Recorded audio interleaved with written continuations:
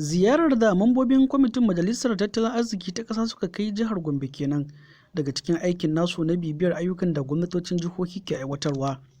Jagoran tawagar Bala Musa Giyaɗe ya fara ne da ziyarar kai gaisuwa ga mataimakin gwamnan jihar Gombe Manasa Daniel Jatau don neman goyon bayan gwamnati kafin fara zagayen tantance ayyukan. Gwamnatin jihar ta tabbatar da cikakken haɗin kai ga tawagar tare da basu 'yancin gudanar da aikinsu don gabatarwa da kuma samar da sakamako.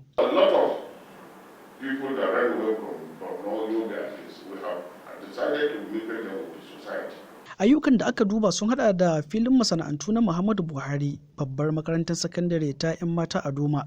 aikin noma na koren gida wato greenhouse wanda yake karkashin hukumar Akarisal, wuraren dakile ambaliyar ruwa, samar da asibitocin na Go Health da asibitocin koyarwa na tarayya da sauransu, wanda jimla aikin ya kai guda 42 da suka yi a jihar Gombe. Abubuwa da yawa wanda gwamnatin jiha ta yi daban-daban sai muka ba su kusan projects wajen guda 40 da wani abu su duba abinda muka tura musu kuma su yanzu suka ce za su zo su duba suka zo to zuwan su yanzu duba wani shine muka dauke su round su zo su duba. Ɗaya daga ciki shine wannan babban wuri na Muhammadu Buhari Industrial Park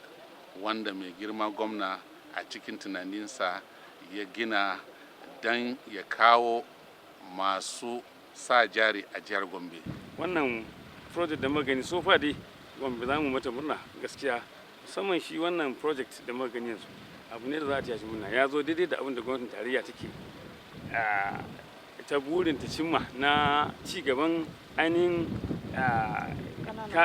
masana'antu da kasuwanci gaba ɗaya. Ana sa ran gudanar da wannan aikin tantancewar a fili na tsawon kwanaki 2 a dukkan jihohi 36 na kasar nan da kuma babban birnin tarayya Abuja.